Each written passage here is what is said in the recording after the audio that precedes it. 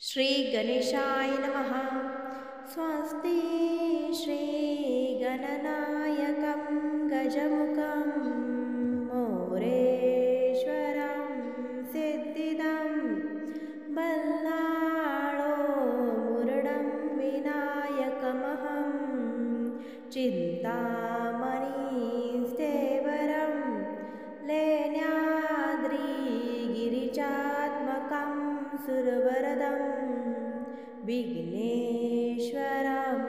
ओसरं ग्रामे राञ्जनसंस्थितं गणपति कुर्यात् सदा मङ्गलं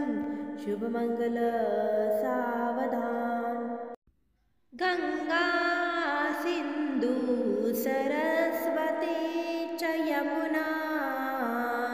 गोदावरी नर्मदा कावेरी शरयू महेन्द्रतनया शर्मन्वती वेदिका क्षिप्रा वेत्रवती महासुरनदी ख्याता गया गण्डकी पूर्णा पूर्णे जलैः समुद्रसरिता कुर्यात् सदा मङ्गलं शुभमङ्गलसावधान। लक्ष्मी कौस्तुभपारिजातकसुरा धन्वन्तरी चन्द्रमा गावा कामदुधासुरेश्वरगजो रम्भादिदेवङ्गना अश्मा सप्तमुखो हरिधनु शङ्खोऽमृतं चाम्बुदे रत्नानिह चतुर्दश प्रतिदिनं कुर्यात् सदा मङ्गलं शुभमङ्गलसावधान। राजा भीमकरुकमनीसनयनी देखो नी चिंता करी ही कन्या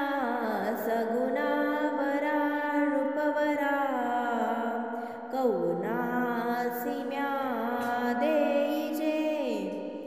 आता एक विचार कृष्ण नवरा त्यासी समर्पू मने रुक्मी पुत्र वडील त्यासी पुसने कुर्यात् सदा मङ्गलं शुभमङ्गलसावधान। लक्ष्मी कौस्तुभपाञ्चजनधनुहे अंगीकारी श्रीहरि रम्भा कुञ्जर पारिजातकसुधा देवेन्द्र हे आवरी दैत्या प्राप्ति सुराविधु विषहरा उच्चैःश्रवा भास्करा धेनु वैद्य वधूवराशितवदा कुर्यात् सदा मङ्गलं शुभमङ्गलसावधान। लाभो सन्तति सम्पदा बहुतुमा लाभो तहि सद्गुणा साधोनी स्थिरकर्मयोग अपुल्या भाबान्धवा भूषणं सारे राष्ट्रदुरीन हे चिकथिती कीर्ति करा उज्ज्वलम् गाग्राहस्त्राश्रमहा तुम्हा वधूवरा देवो सदा मंगलम शुभमंगल सावधान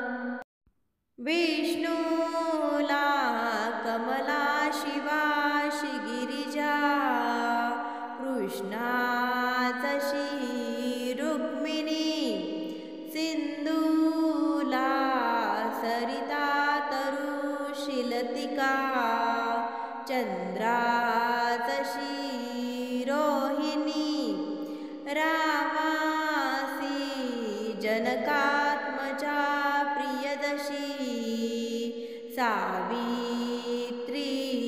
सत्यव्रता तैशी वधू साजरी वरितसे हर्षे वरासी आता पुर्यात् सदा मंगलम शुभमंगल सावधान आली लग्न गडी समीप नवरा घेऊन यावा घरा गृहोत्के मधुपर्क पूजन करा अंतापटाते धरा दृष्ट वधूवरा न करिता दोघे करावी उभी वाजंत्रे बहुगल बलान करणे लक्ष्मीपते मंगलम शुभमंगल सा